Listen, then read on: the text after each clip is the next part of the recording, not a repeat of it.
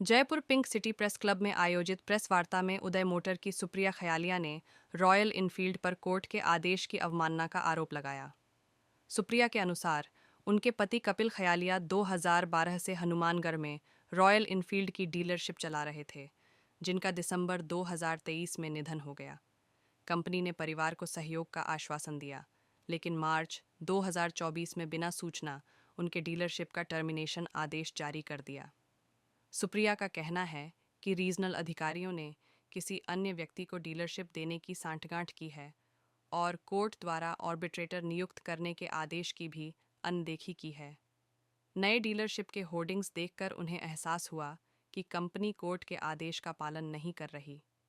उन्होंने उच्च अधिकारियों से मामले की निष्पक्ष जांच की मांग की है और कहा कि वे हनुमानगढ़ में कंपनी के साथ काम जारी रखने को तैयार हैं। मेरे हस्बैंड 2012 से रॉयल इनफील्ड के डीलर थे। हनुमानगढ़ में हमारी डीलरशिप थी उदय मोटर के नाम से, और हम बढ़िया बिजनेस कर रहे थे रॉयल इनफील्ड के साथ। और 12 दिसंबर 2023 को उनकी डेथ के बाद कंपनी की तरफ से हमारे पास एक पर्सन आए और कहते आप हमारे साथ बिजनेस करना चाह रहे हो या नहीं चाह रहे। तो हमने कहा हम कंटिन्यू करेंगे बिजनेस को। तो डॉक्यूमेंट वेरिफिकेशन वगैरह के लिए उन्होंने मांग लिए। फिर अचानक कहते ठीक है जो भी है, पार्ट्स वगैरह भेज रहे थे। वो हमें बाइक नहीं दी थी पर सर्विसिंग के लिए पार्ट्स दे रहे थे। फिर 19 मार्च को अचानक से टर्मिनेशन लेटर भेज दिया, ना कुछ इन्फॉर्म किया। जबकि जो एलओए हुआ था साइन, उसमें ये था कि आर्बिट्रेशन के थ्रू वो जो भी डिसीजन लेंगे वो होगा। फिर हम उनके गुड़गांव ऑफिस गए। वहाँ पर उन्होंने हमें ये बोल के निकाल दिया कि यहाँ पे सीन मत क्रिएट कीजिए, जो है ये हायर अथॉरिटीज़ का फैसला है, हमारे हाथ में कुछ भी नहीं है। तो हमने उनको ये भी बोला कि हायर अथॉरिटीज़ के साथ हमारी मीटिंग फ़िक्स करवा दीजिए। तो कभी कहते कि वो 15 दिन के लिए आउट ऑफ कंट्री है, ये है वो है। मुझे लगता है कि हायर अथॉरिटीज़ को कुछ पता ही नहीं है। ये जो हमारे रीजनल मैनेजर वगैरह जो भी है, सेल्स मैनेजर, यही कर रहे हैं सब कुछ। मामला बिगड़ा ही नहीं, हमें तो यही बोला जा रहा था, या तो वो मिसगाइड कर रहे थे कि हम आपको डीलरशिप दे रहे हैं या आपके नाम ट्रांसफ़र कर रहे हैं, जो भी है, जो वो बोलते थे हम करते जा रहे थे। अचानक से हमारे पास टर्मिनेशन लेटर आया बाई पोस्ट।